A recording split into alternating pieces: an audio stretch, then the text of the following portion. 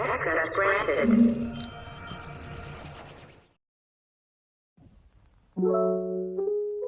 Assalamualaikum warahmatullahi wabarakatuh. Kami dari kelompok 1 akan membawakan tema mengenai model evaluasi CIPP. Kelompok kami beranggotakan 5 orang.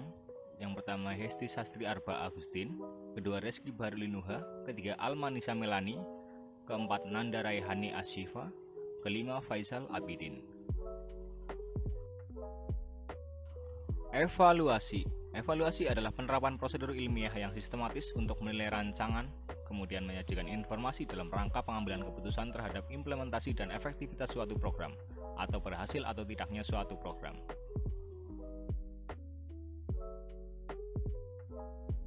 Pengertian CIPP. Model evaluasi CIPP adalah model evaluasi program yang dikembangkan oleh Daniel Staffelbeam dan rekan-rekannya pada tahun 1960-an. CIPP adalah singkatan dari konteks, input, proses, dan produk. CIPP merupakan model evaluasi yang membutuhkan evaluasi dari konteks atau evaluasi terhadap konteks, masukan atau evaluasi terhadap masukan, proses atau evaluasi terhadap proses, dan produk atau evaluasi terhadap hasil untuk menilai suatu program.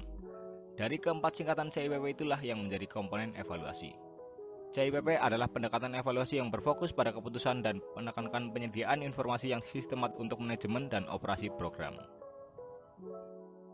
Slide selanjutnya yaitu tujuan. Model CIPP berorientasi pada suatu keputusan, a decision-oriented evaluation approach structured, dan tujuannya adalah untuk membantu administrator, contohnya kepala sekolah dan guru, dalam membuat keputusan.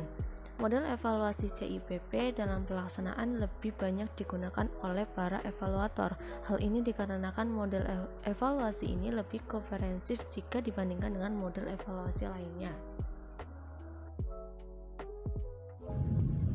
4 aspek CIPP. 1. Konteks. Tujuan evaluasi konteks yang utama adalah untuk mengetahui kekuatan dan kelemahan yang dimiliki evaluan. Dengan mengetahui kekuatan dan kelemahan ini, evaluator akan dapat memberikan arah perbaikan yang diperlukan. Kedua, input. Evaluasi masukan membantu mengatur keputusan, menentukan sumber-sumber yang ada, alternatif apa yang diambil, apa rencana dan strategi untuk mencapai tujuan, dan bagaimana prosedur kerja untuk mencapainya. Yang ketiga, proses. Evaluasi proses digunakan untuk mendeteksi atau memprediksi rancangan prosedur atau rancangan implementasi selama tahap implementasi, menyediakan informasi untuk keputusan program, dan sebagai rekaman atau arsip prosedur yang telah terjadi. Yang keempat, produk. Dengan mengukur hasil aktual dan membandingkannya dengan hasil yang diantisipasi, pembuat keputusan lebih mampu memutuskan apakah program harus dilanjutkan, dimodifikasi, atau dihentikan sama sekali. Inilah inti dari evaluasi produk.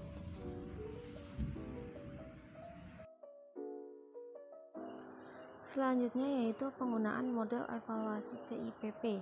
Model CIPP unik sebagai panduan evaluasi karena memungkinkan evaluator untuk mengevaluasi program pada tahap yang berbeda, yaitu sebelum program dimulai dapat membantu evaluator untuk menilai kebutuhan dan pada akhir program untuk menilai apakah program memiliki manfaat atau tidak.